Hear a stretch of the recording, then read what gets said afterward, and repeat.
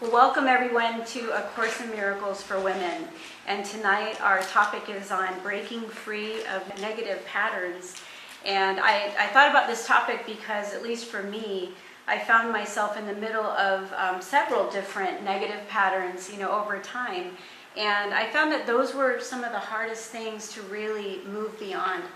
Whether it is financial, where it seems like as soon as you get a little bit ahead and then either some big unexpected expense shows up, or the income all of a sudden gets compromised, or if you have, good health, and as soon as you start feeling good in the health category, then all of a sudden there's some symptom or some back pain or shoulder pain.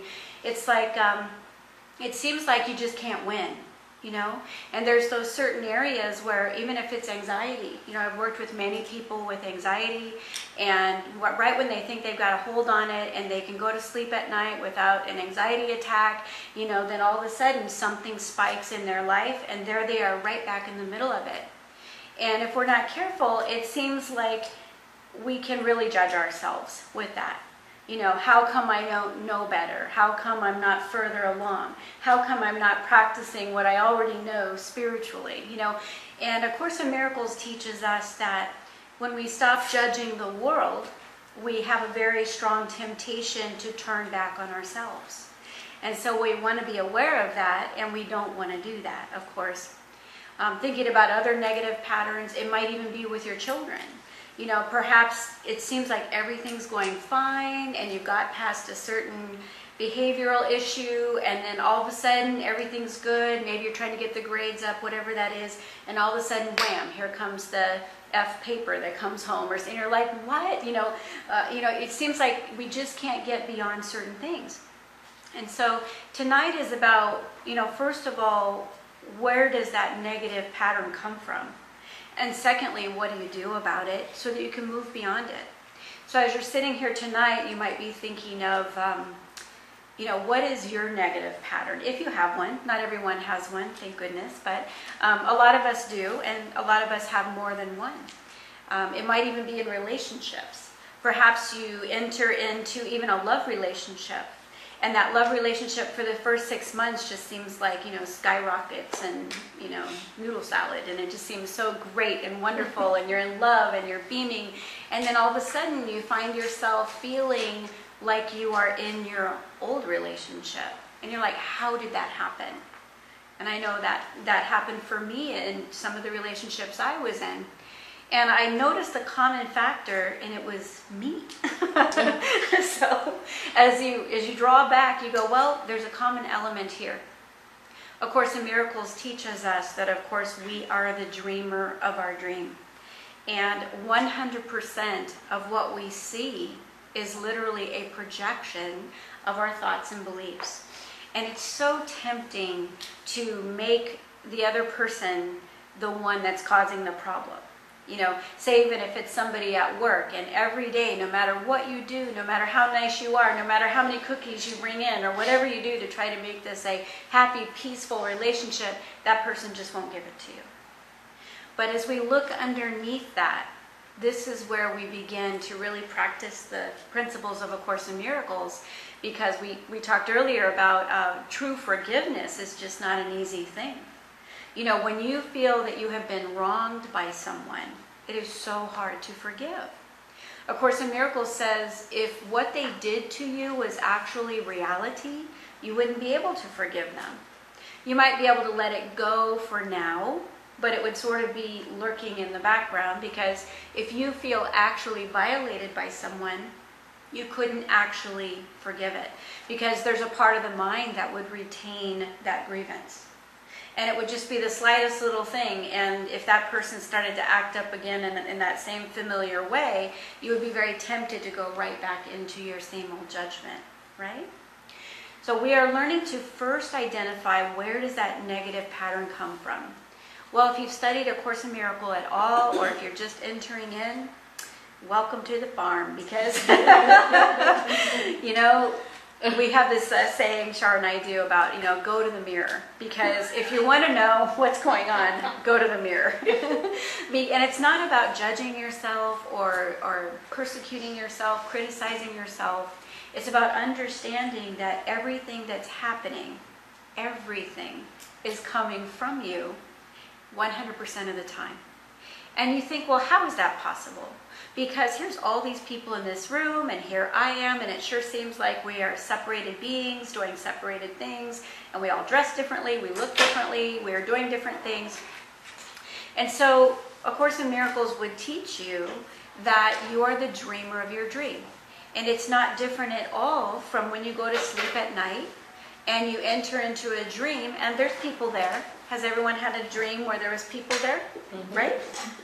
Perhaps all different shapes, sizes, ages, geographics.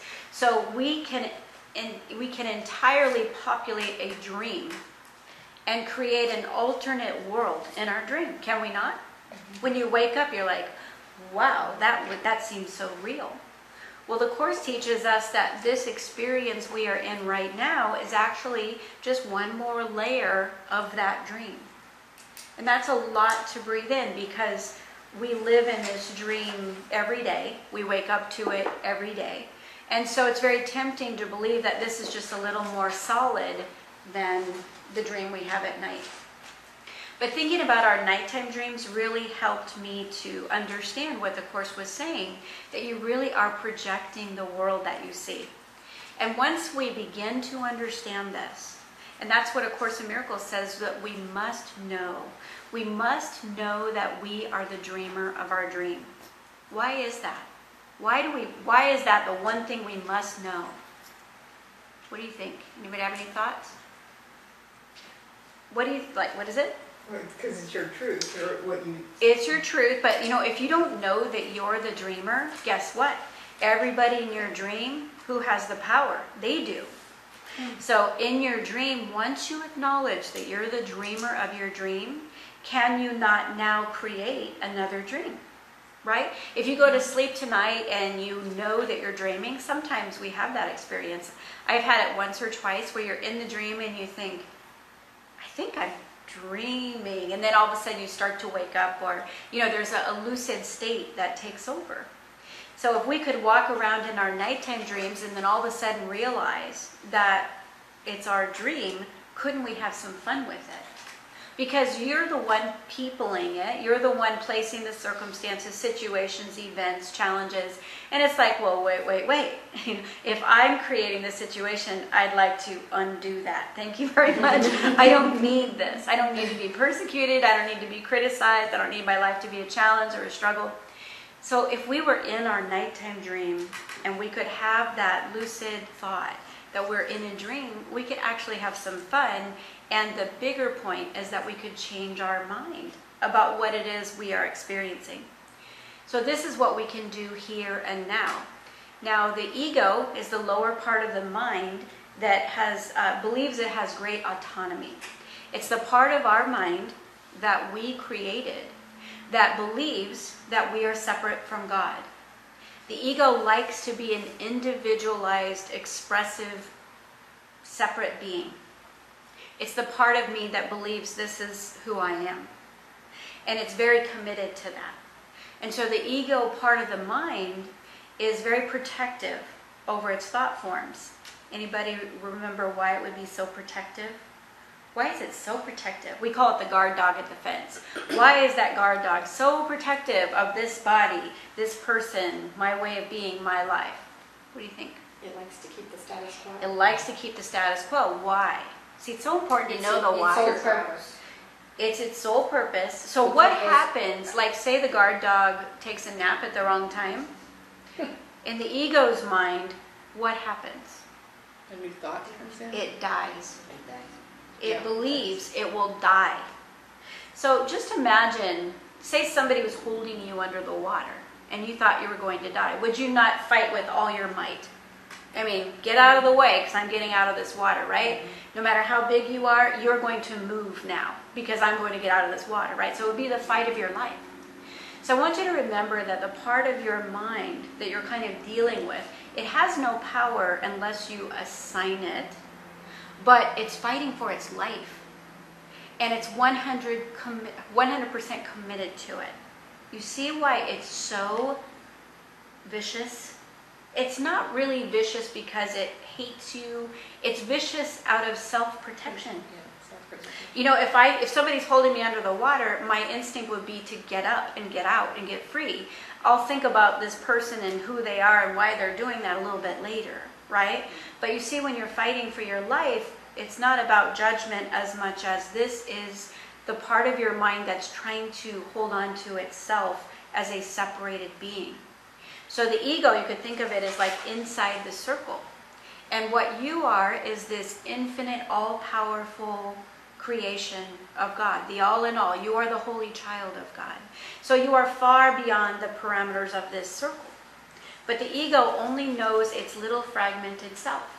So if you were to breach that perimeter of this, call this the body, whatever, if in thought you were to breach the perimeter of this little finite self, then you would think it would be the end of you.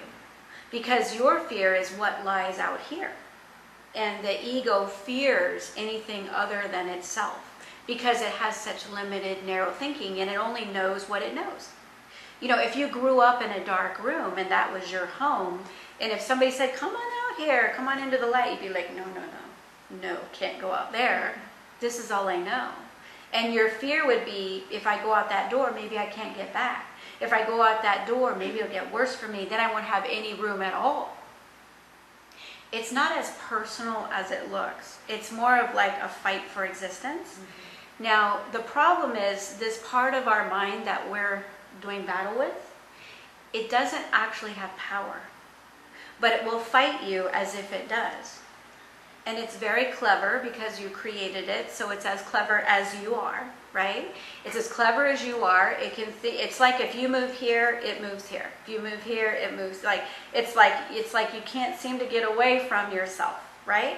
So when we have some kind of a negative pattern going on, your ego is trying to hold that in place, hold that status quo. And then the higher part of your mind is really ideally wanting to free you from this experience if you will allow that. Because love is loving and love waits for the invitation, right?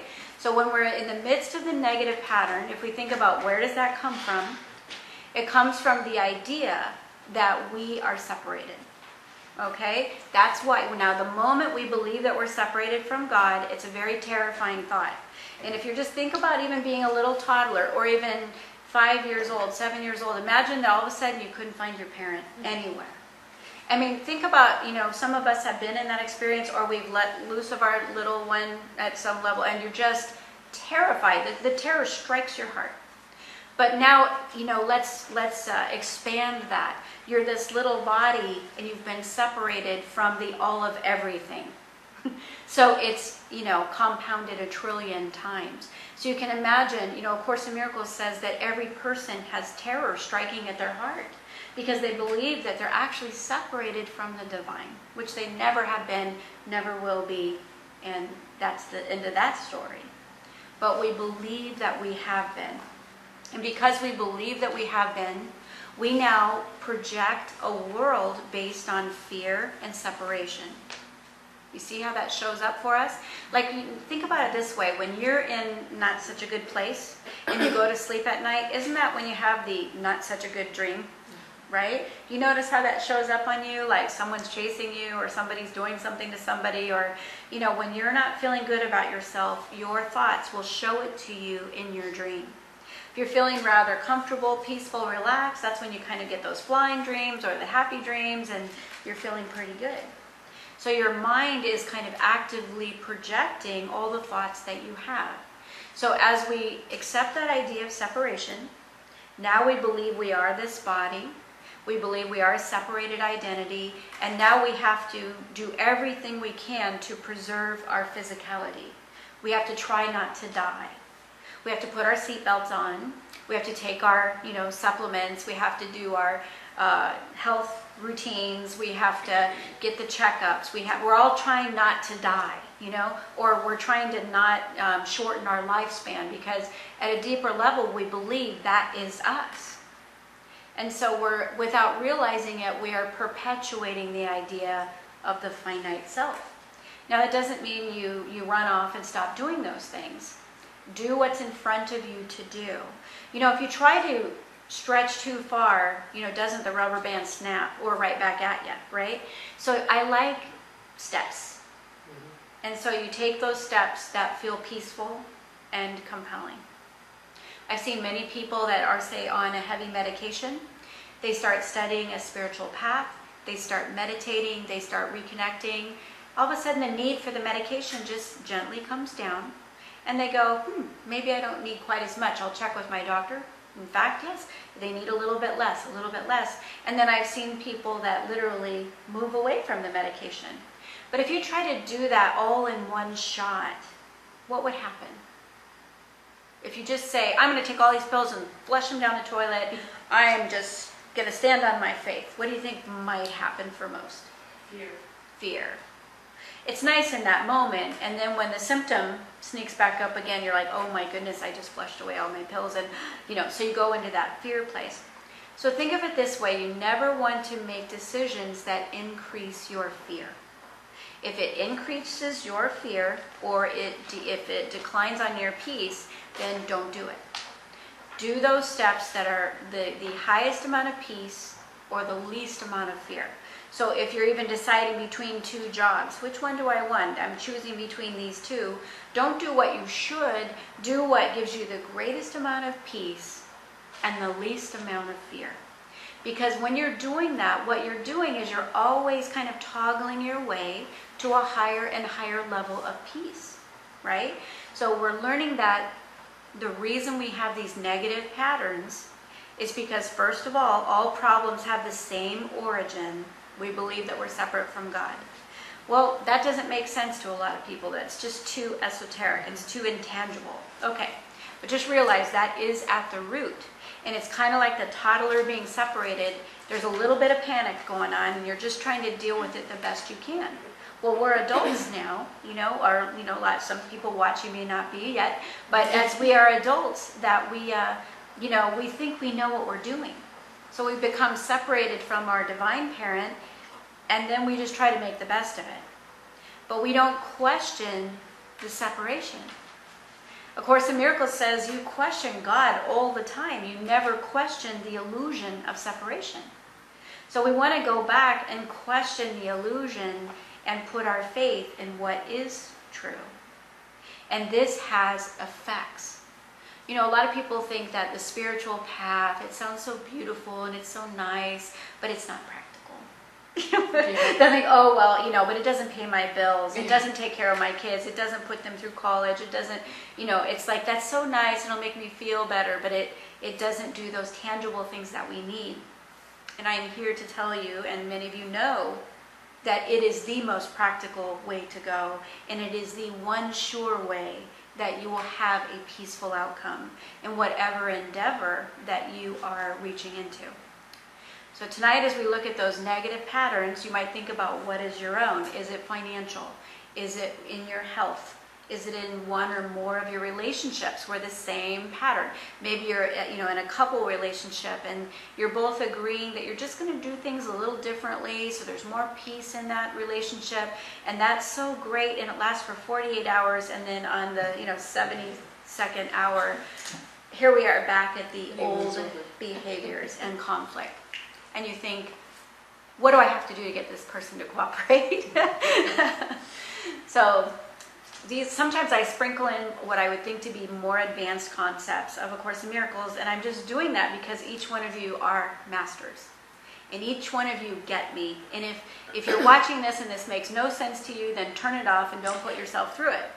But if it makes a little bit of sense, stay tuned in. Because it is the ride that will lead you out of hell, out of suffering, out of struggle, out of misery, out of sacrifice. It is I call it the path, but it is a path that will literally show you why you are where you are, what you need to do about it to get, you know, to that place of peace that we are all seeking at some level. So here we are going to the negative pattern of, let's say, financial, relationship, health, maybe they're with your children. If we just have a few people say, like, what's just the general area that you find yourself going into this spin of negative patterns? You just go, I can't believe I'm seeing this again. Anybody have an area? Finance. Anybody, anything other than finance that you're thinking of? If it's all finance, we'll stick with finance as the example. But is there other areas where you're thinking of that negative pattern repeating itself? I think like lack of time. Lack of time. So a little kind of trying to manage the time, so you keep falling short on time. Yeah, okay. I never seem to have enough time for the things Okay. that I want to do. Now, as we start, let's start there, and we'll go towards finance, because that's like, for a lot of people, the big kahuna, right? So let's start with the time. And a typical response from each one of us, we're all in the boat together, right? Is when we don't have enough time, what do we typically do? What do you think? What's your reaction? Work harder. Work harder is one thing, definitely. How do you feel? Tired. You feel tired, Stressful. panicked, stressful, right? So our reaction is, oh my goodness, like, what am I going to do? I can't do everything at once. I don't know how to handle this. And so I'm just going to move faster, or I'm going to drop the ball on somebody, and then I'll be persecuted for that, right? So there's almost like a scripting of the end of this story that says, this is not going to go well for me. So do you see that routine of how we respond? If we continue to handle it this way, you will always be short on time. Why is that? If you respond that way, and if you go to stress, panic, worry, move faster, work harder, and no matter what you do, you could have a week off and notice how that week gets filled in with stuff if you have a belief that you don't have enough time. Somebody will come in and camp on your time. So if you respond that same old way, what I'm offering is that it guarantees you that you will never change that situation. So why is that? Why will it never change if you continue to respond that way? You're validating that it's real. You are so smart. You are validating that it's real. Now, for a lot of people, that sounds maybe crazy. It's like, of course it's real.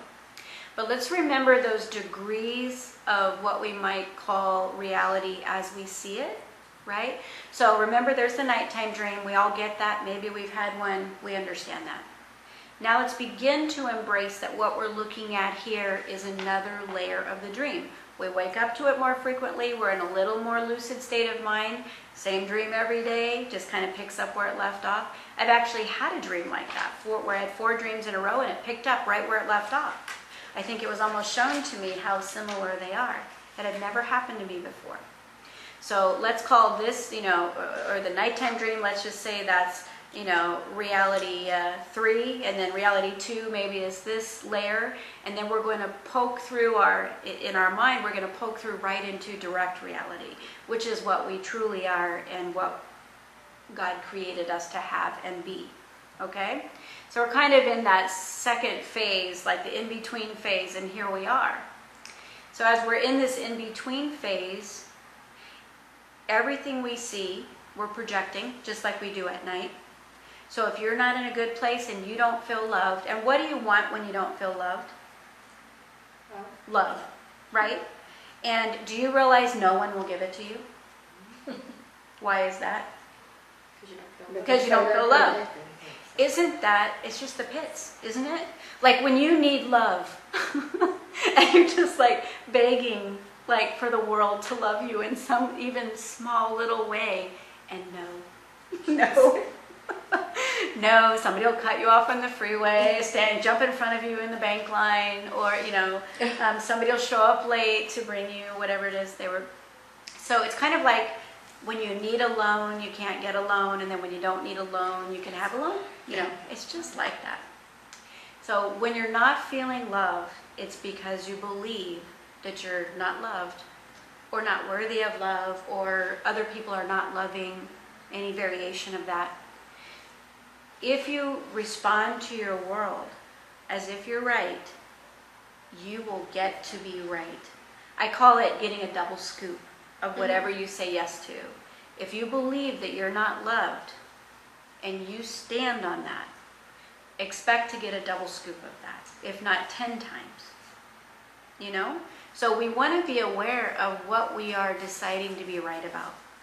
If you're in that relationship that's conflicted, and you just want that other person to be more loving, and they just won't.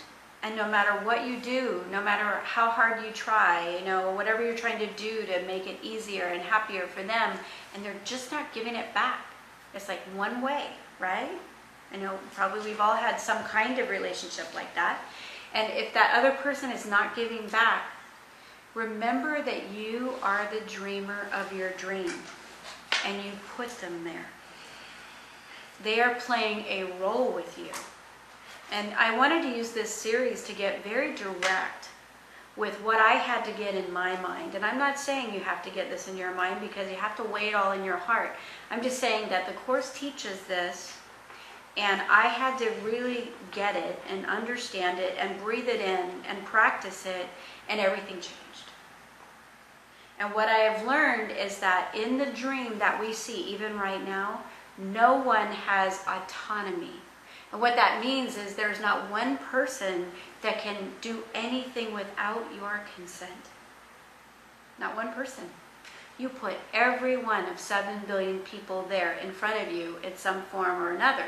When you turn on the TV, you're the one that chose what flashes by on the screen. Do you ever notice how, you know, if you pop on the radio and it's just, oh, it's my favorite song. How does that happen?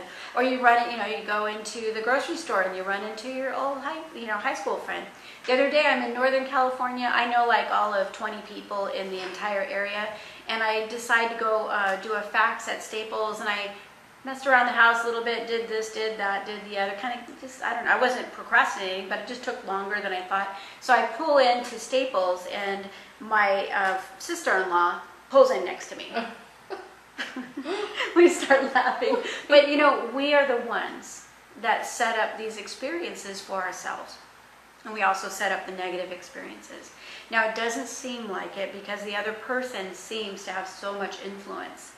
And they're just like not cooperating, right? Mm-hmm. So if we want to learn how to break through those negative patterns, we want to understand, first of all, we put them there. Not to judge ourselves, not to go down that road, but just say to yourself, I am the dreamer of my dream. A Course in Miracles doesn't ask you to do very many things. It really asks you for just a few, very, very small few. And it says if you knew how little your part was, you would laugh. Mm-hmm. But your part is, you know, number one, willingness, that you want to heal. You know, it sounds so crazy, but how many people have you met? I know I have. You've met people that are in terrible pain, misery, suffering, struggle, just angst. And maybe you know what they could do that would really help them. Like maybe you've done that before. And you offer and they don't hear it. And you offer again and they push you away. Why is that? Why are they doing that? Why do they push you away? Not always, of course, but you know, do you know what I'm talking about when you try to help someone and you really do know how to help, right? But they won't let you, or they don't call. Like you say, just give me a call and I can help you with that. And they don't call. I mean, they're not crazy, probably. They don't feel safe to let go of their story. Right, so why do they not feel safe to let go of their story? Do you remember back at the beginning, like if you're born, if you say you're raised in that dark room, mm-hmm. letting go of your story means walking out that door. Mm-hmm. So even the ugly story is your story, right? Mm-hmm. So if you breach that story, remember the circle, if you poke your head out of that circle, you're already tired, you're already worn down, you've had it. Your mind is so full, sometimes you just can't take one more thing. And somebody comes along and goes, oh, I'll show you something new. You're like, no, time out. No. So it's not because they're being difficult. It's not because they don't think you're smart and that you can't help them. it's like they've built that little house of cards, and if one card moves the wrong way, they believe they will have nothing or it's going to get worse. So we want to forgive them and be patient. God himself is patient with us in that, if we would just say yes to the healing and listen, it could be all healed up today. But we all have this little bit of resistance to the healing, because we can only heal as quickly as we are willing to allow that healing to occur. And if it outpaces us, the Course teaches us that will induce fear, and then fear will have you sort of withdraw again. So the Holy Spirit is the one that is the answer, the one that is the bridge of consciousness between divine intelligence and our state of illusion. So just think of the Holy Spirit as this bridge that knows the absolute of all intelligence and also understands when we don't know how to pay a bill, or we don't know how to fix a relationship, or we don't know how to get the pain in our back to go away. The Holy Spirit understands the whole journey from here to here. But we don't ask, right? Because, and remember back when we started that, the reason we don't ask is because we feel like, God helps those who help themselves. And the things that we've been taught, that if you're not out there slugging it out and trying to figure it out, that you kind of won't have worthiness maybe, or maybe you won't be considered respectable or a good person or successful. So what I'm going to share tonight is going to be about a 180 from what we've been taught. And so you just have to really weigh it in on your heart. It's a much easier way. It's a little bit unsettling because you're not used to handling things that way. Because remember, your fear is if I breach my old thought system, it's going to get worse for me, or I will have nothing. Your mind automatically goes there, right? Even if you're trying to quit smoking, it's like if you try to put down that cigarette, the fear is I won't have my stress relief when I need it. Like it could get worse for me and I won't have any way to cope with that. So we want to learn other ways to cope. We want to learn how to respond differently. What we tend to do is rely on our old response. So what I'd like you to do, if you really want things to shift radically, and they can, is kind of be yourself watching over your own shoulder. Like be your own coach in a way. Not saying go to yourself for counsel. I'm just saying kind of observe yourself and see if you're acting like a person that wants it to change. It's like, oh, I really want to lose some weight, and then you order a slice of cheesecake. It's like, be that being over your own shoulder and go, sometimes, we do want that cheesecake sometimes. And I'll look at it and I'll go, okay, and I'll even just talk to myself. I'll say, okay, Robin, do you really want to lose weight? Or do you just want to gain weight? And I'll go, I'm going to go with lose weight, so I'm just going to say no to that right now, and I'll just have it another time. But it's just kind of watch over your own shoulder and see if you're being consistent with your own choices. That's just a nice, place to put your feet on the ground. Well, let's say you find yourself right in the midst of that negative pattern. Here it is again. And we can begin with, the first thing is, let's say Pat, gets up tomorrow morning, and let's just say yesterday morning, so we won't project anything for you. She gets up yesterday morning, and Pat finds that she has 18 things to do, and she has time to do 10. So she's already thinking what? She's got to figure out, either I squeeze it all in and I don't do any of them very well, and I probably will miss one or two, or I have to eliminate some and let the people know that I won't be able to pull that off, right? So we kind of get out, we roll up our sleeves, right? And we get out our clipboard and we just start clipping and cutting. What do I have to do? Because, most of us are very resourceful, and she will figure out something. And the chances are 18 items that she has time for 10, something's going to fall, something's going to kind of break a little bit. Somebody's going to be a little bit upset because they didn't get something the way that they wanted. Is that about right? Mm-hmm. Okay. So that's that old response. And we do it day in and day out. So we have not questioned the situation. We've just questioned ourselves. We've questioned God. How come God keeps doing this to me? How come I can't handle this? So we question God. We question ourselves. and but we don't question the idea that we could have scarcity or to not have something we need. Okay? So let's talk about so first of all, we have that experience because we believe we are the answer. We believe that we are the one to fix it. We believe that we are the one that should fix it, and that at a deeper level, almost like there is no one else. You know, oh God, good night, thank you very much, bless me, okay, I have to figure out how to do these 18 things today, right? So what I encourage you to do is bring that spiritual asking for guidance into every situation. So if you know you've got a negative pattern that you don't like, that's a great one to start with. Start big, start with the biggest one. So what Pat could do differently, so let's say tomorrow morning, or even right now as we speak, the first thing to understand, just say out loud, I am the dreamer of my dream. I am the dreamer of my dream. And in my dream, And in my dream, I have this condition I have this condition where I never have enough time. where I never have enough time. I'm stretched too thin. I'm stretched too thin. I have too much to do. I have too much to do. And then I don't feel good about myself. And then I don't feel good about myself. And sometimes I let people down. And sometimes I let people down. Fair enough? Okay? Your dream. So we want to own that. And I like to even lay out for myself, like, this is, if I was going to paint it, it kind of looks like this, right? Get your fingers into it. Understand it. Don't look away. In the Course it says, you know, all power is of God. What has no power, what is not of God has no power to do anything.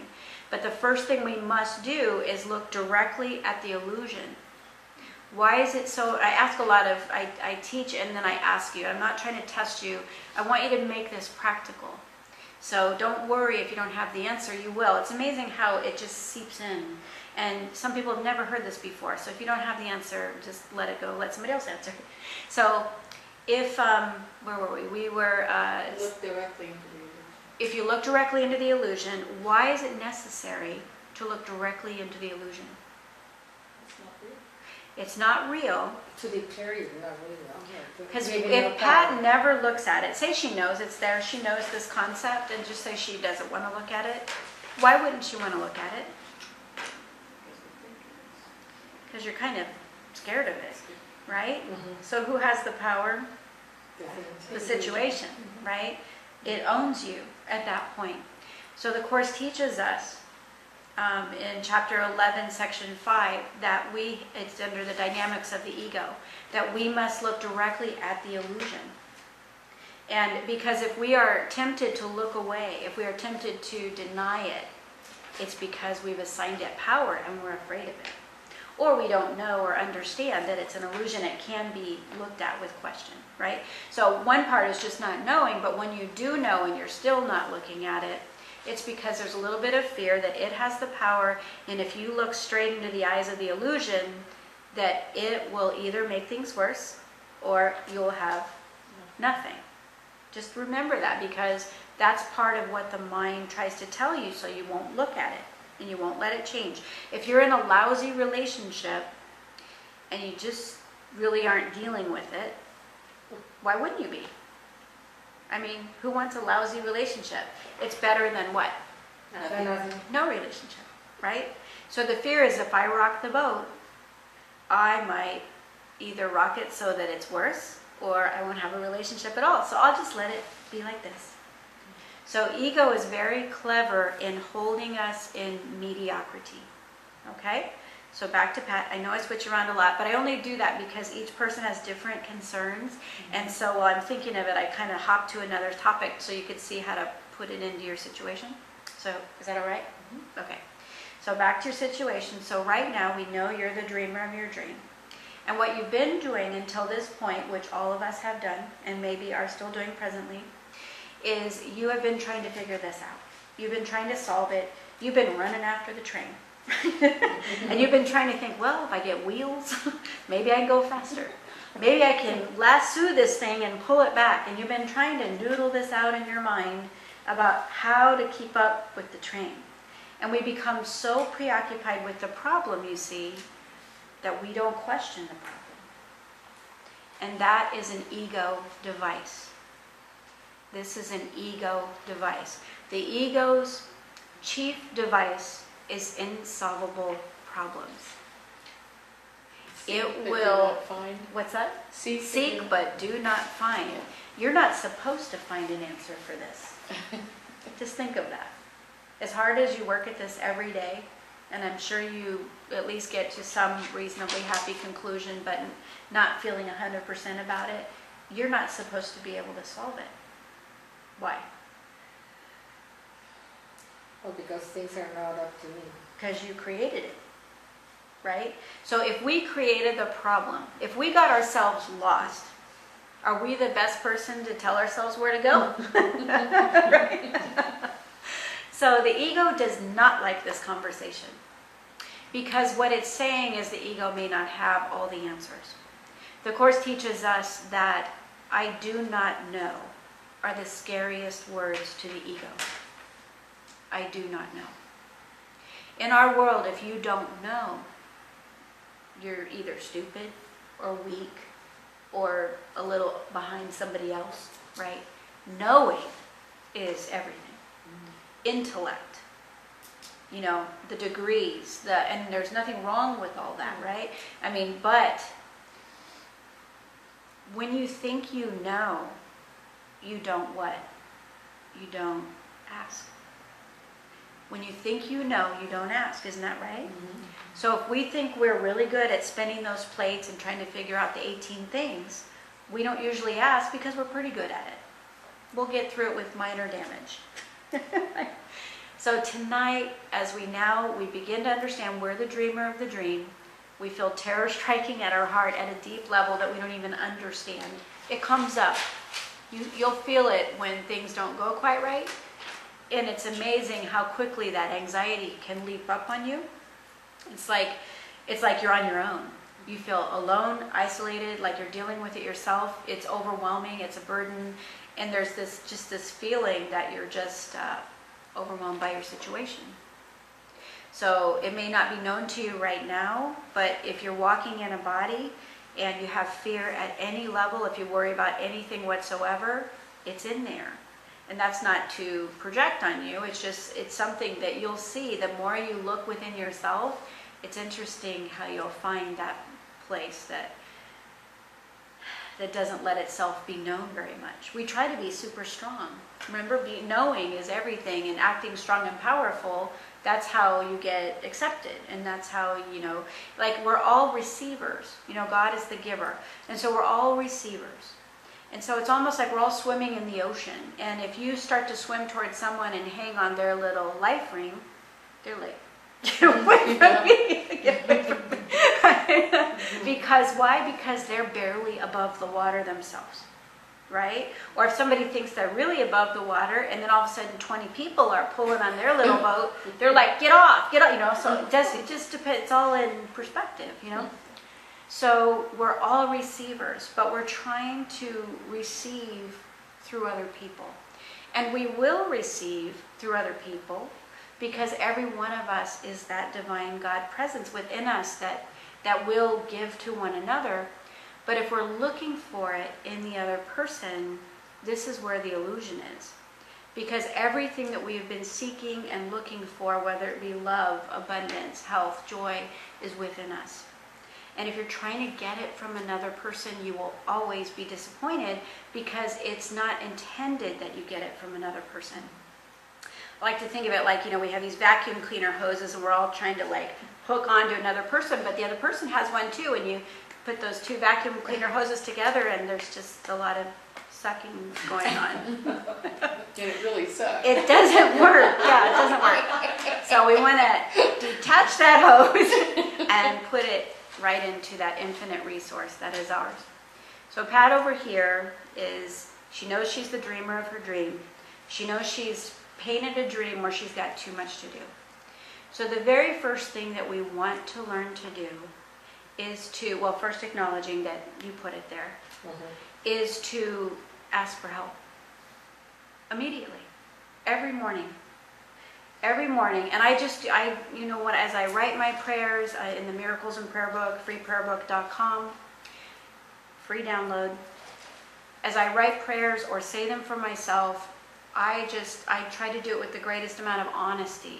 God already knows the answer and the problem and all that. I'm the one that needs to get some clarity about it. So it might go, as I wake up in the morning, I might say, God, I have this habit that in a dream, I am the dreamer of my dream, and I keep creating this scenario where I don't have enough time. And then I try to manage it, and I fumble. And then it shows up again and again, and then I feel tired and drained. And I want it to be different. In chapter 30 on rules for decision making in the course, it says, decide your perfect day and let God bring it to you. Decide your perfect day and let God bring it to you. So first we acknowledge I'm the dreamer of my dream. Second thing would be to ask for help. And now let's think, just practically speaking, and then this isn't about you deciding or scripting, we'll talk about that in a moment, but let's just say, what would you like it to be, Pat? How would you know that this was over? Like it just wasn't an issue anymore. What would that look like or feel like to you? That I will be able to do the things that I enjoy. And get all the things done that you feel like you need to do. I have to do. So you would still have then you would have some time left over for a little relaxation, enjoyment, things like that. Like in balance, would it be the balance that shows you that you've healed this? Yeah.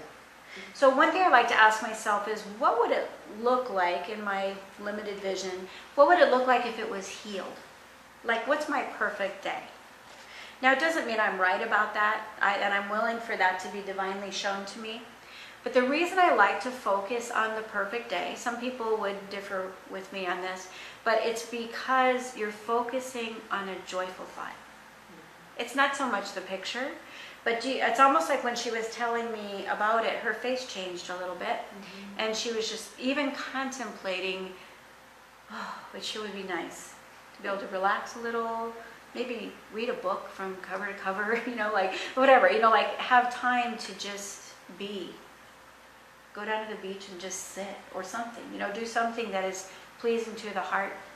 So I like to think of, what would this problem, whatever it is, relationship, conflict, whatever, what would it look like if it was at the ideal state? And we don't do that because we're trying to decide everything. We're doing it because we want to shift our focus from pain and suffering to joy and happiness. So let's just think, what would that look like? So whatever your negative pattern is right now, just ask yourself, what would it look like if it was healed? How would I know? How would I tell my friend, you know what, that is handled. It is so great now because it looks like this. You feel peace about it? Yeah, that you would feel peace about it.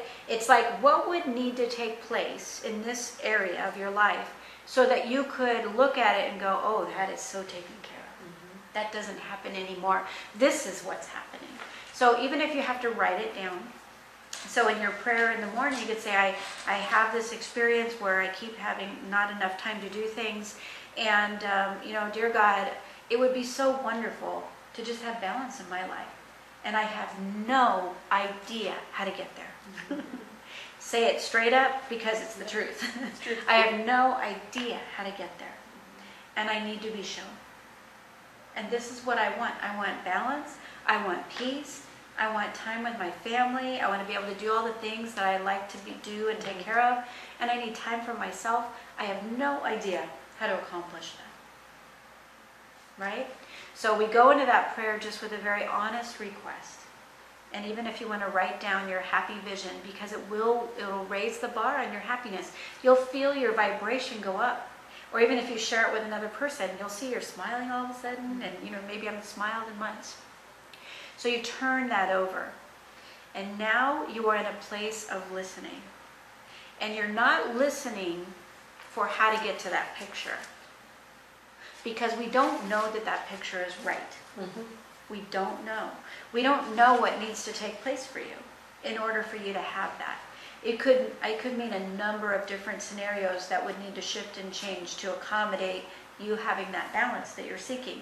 So we threw that out there because it's a happy thought. Now we stand back and we say, show me what needs to happen, just so I can have the peace. because the Course teaches us that peace is the only goal. And peace is all-inclusive. So for Pat to have balance in her day, she's really asking for peace. If she was at peace about it, all the elements would be aligned for her happiness, right?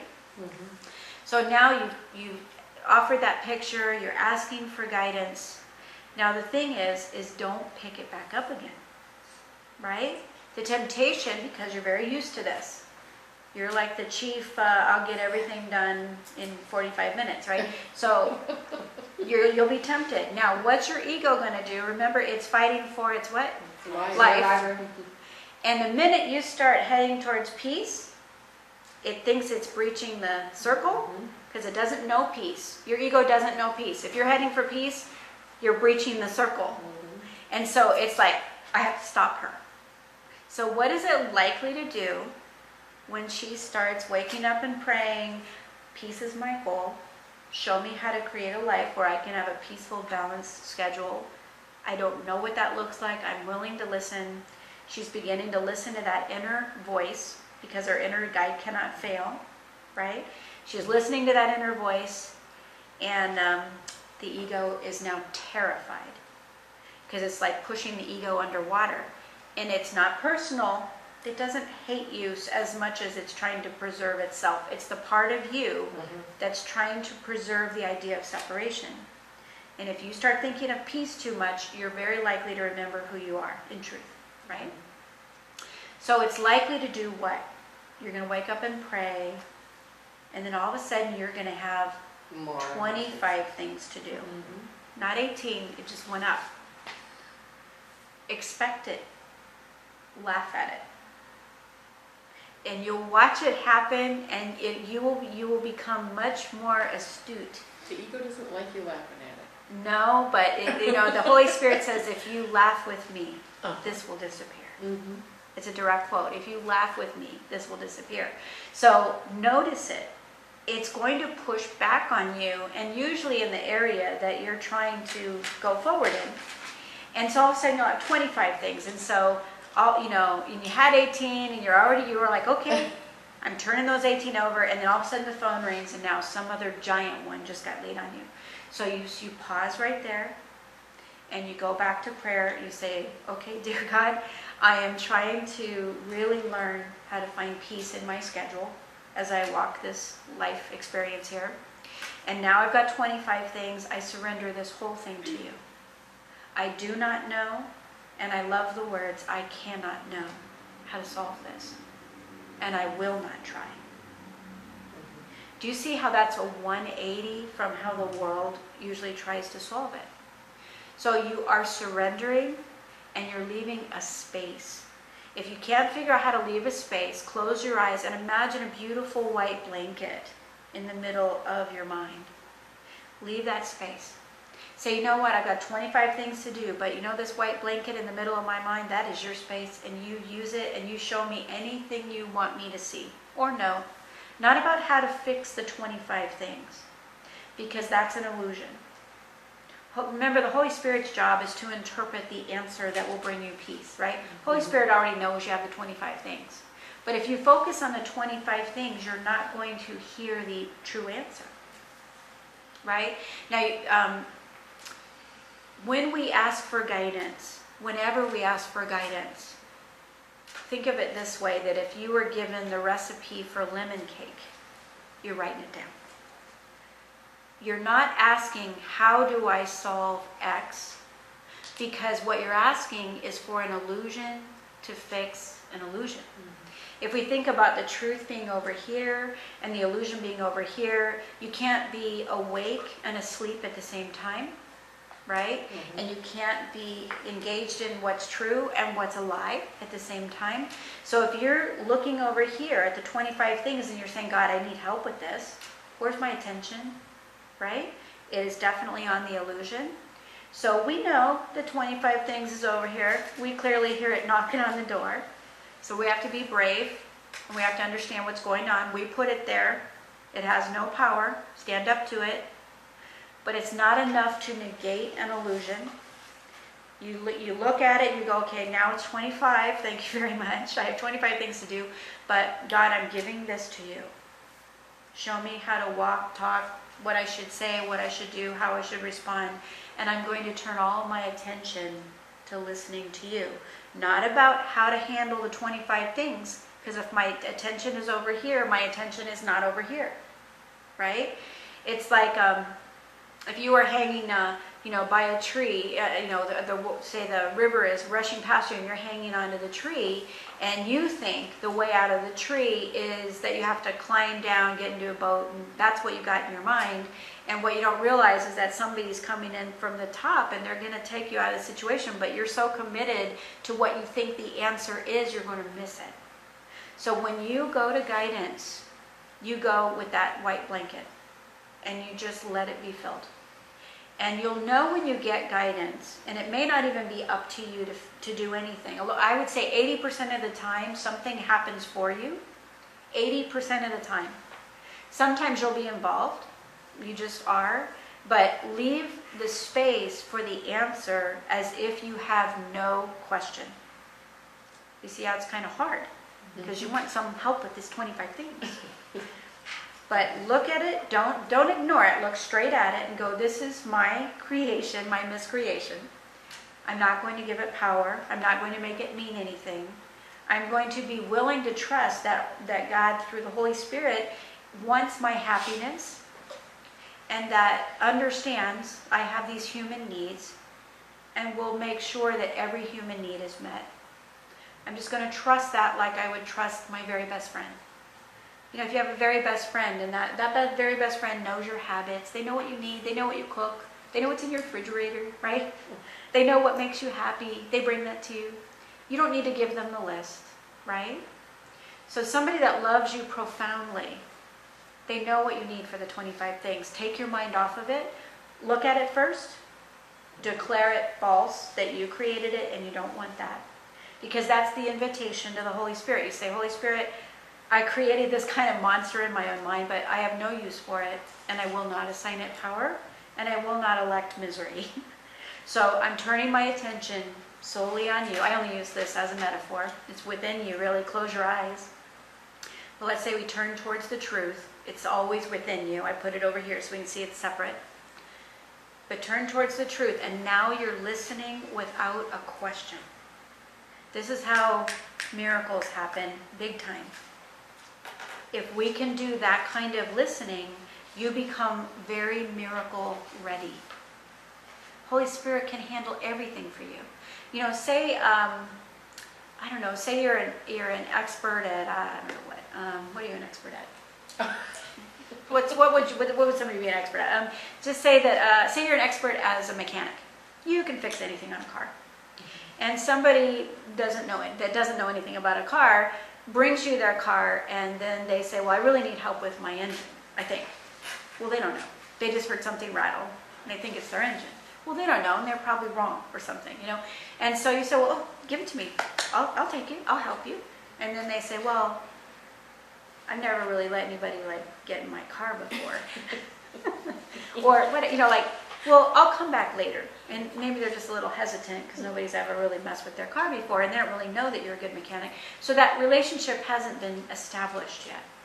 So there's a fear that you're going to screw it up for them, and it's already screwed up. And so their likelihood to trust you is not there because they haven't really known you or remembered you from before. So just realize that when we ask for guidance, most people ask for guidance with an agenda. And what they're asking for is an illusion to fix an illusion. And that's not the answer. Holy Spirit will always give you an answer that paces with your level of awareness. But imagine how miracle ready you become when you say, okay, I know I created this over here. I'm the dreamer of my dream. I have no use for it. I am willing to not elect misery. I will not assign it power.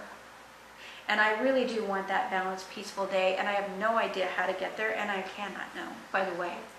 And Holy Spirit's going, yep, you're right, and you say, Holy Spirit, all the divine intelligence within me, the highest place of my wise mind, will you please help me with this? Because I want peace. I want a peaceful day, I want a peaceful life. I want a peaceful life that works, that just flows, and I feel like I'm just floating along and it's happy and it's peaceful and harmonious. Will you show me how to get there? Now the Holy Spirit can take you by the hand and lead you anywhere, right? Quickly. But if you're dragging and you're saying, no, no, no, no, I've got to get down the tree this way and into that, I have to float on that piece of wood down there, and the Holy Spirit's like, oh, you know. So love waits until we offer permission for it to be changed. So no matter what it is, we are entitled to miracles. No matter what it is, there's no order of difficulty in miracles. No matter how big it is, it says that, you know, the ego is not strengthened by repetition and clamor. So just because it's been happening for 25 years, it doesn't matter. It's like going to sleep and having the same dream. It doesn't matter. It doesn't matter that it's really, really challenging. Whatever it is, if you're not happy, healing is available to you. If you're uncomfortable, if you're confused, disappointed, shocked, terrified, worried, stressed, if you have memories from the past, like some of our, you know, many people do, but especially soldiers coming back from war, and they don't know how to get away from that experience of going to sleep at night and having that same experience all throughout the day. We are the dreamer of our dream. We want it to be different. You might toy around with how would I like it to be in its ideal state. Not because you're trying to decide, remember, because we cannot know. At our level of awareness, we don't know, out of unlimited, infinite possibility, what's the likelihood that we will know the right thing for us? We really don't. You know, I mean, I've seen people even like in a couple relationship where they end up with a, you know, a tall brunette and they thought they wanted a shorter redhead, or, you know, like, I never knew that I would be so attracted to, you know, it's like, we don't know the answer.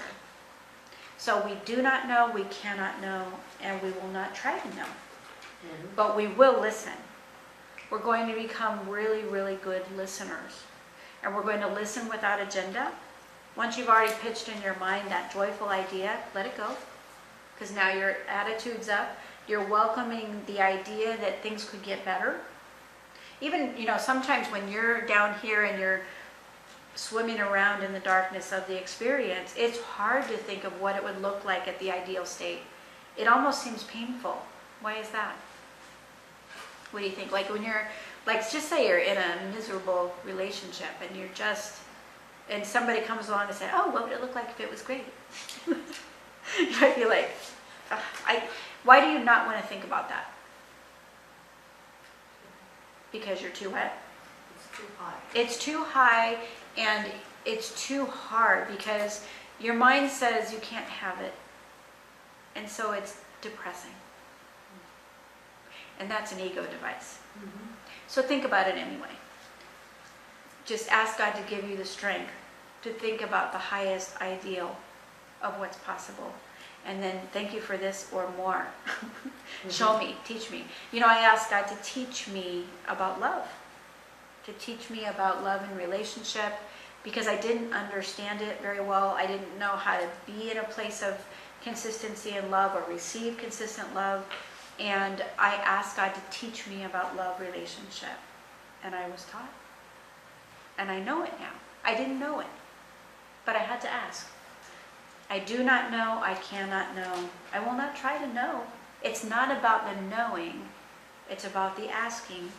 And it doesn't mean that we're puppets and that we're not brilliant, because we are. Why do we need to ask? If we are one with God, if we are divine wisdom, if we are divine intelligence, because we're the child of God, we're the same stuff, except we did not create ourselves, right? So if we're all that, why do we have to do so much asking? What's in the way? The ego is in the way. The ego's in the way, and you might think of it as we have fear. Fear clouds our vision. As the fear comes down, which it will, as your guide teaches you, step by step. Your guide will take you by the hand. Your guide will show you steps.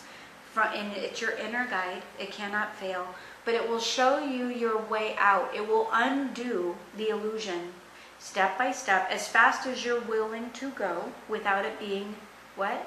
Fearful.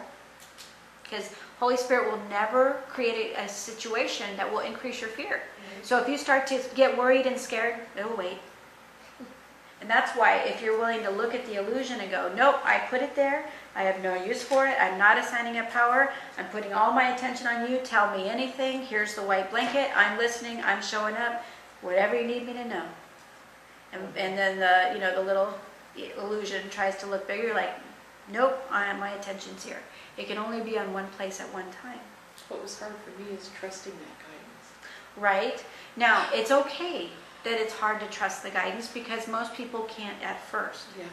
Because they just don't. I mean, how do you trust something? It's hard to trust another person that you don't know, much less divine consciousness, which you cannot see, right? So as you begin to turn this over to this divine intelligence, you're going to assume that there is a divine intelligence that does love you. You just have to imagine. And let that thought in and borrow the certainty of the ones that have experienced it. I know I've experienced it on levels I'd never fathomed. And many others have as well. So if you don't know that today, borrow my certainty, borrow the certainty of whoever you know in your life that has an appreciation and an experience, direct experience with that relationship. I'm telling you, something answers you. I think I was sharing the other day that it's just such simple things, but divine love loves you to the most basic level, to the highest level. I mean, to whatever you need, the most basic need. And the other day, my husband was getting ready to go on a trip over to Arizona. It was like 5:30 in the morning. The room was dark. He was trying not to wake me up. And we're just talking back and forth. And he said, oh, I can't find it's a holder for his cell phone that he clasps onto his belt. And he really likes it because he doesn't want to just carry his cell phone around. So he just couldn't find it. It was dark. And so we were getting ready to think about turning on the light. But I was just laying in bed and I said, okay, Holy Spirit, where is the container to the cell phone? I'm kind of in that twilight state of just waking up. And we talked a little bit more, and all of a sudden I rolled over towards his nightstand, and it was like more. And I rolled further. I didn't even know why I was rolling. I was not really conscious of that. And I rolled all the way down, and I put my hand to the back of the bed by the wall in the dark, and I pulled it out.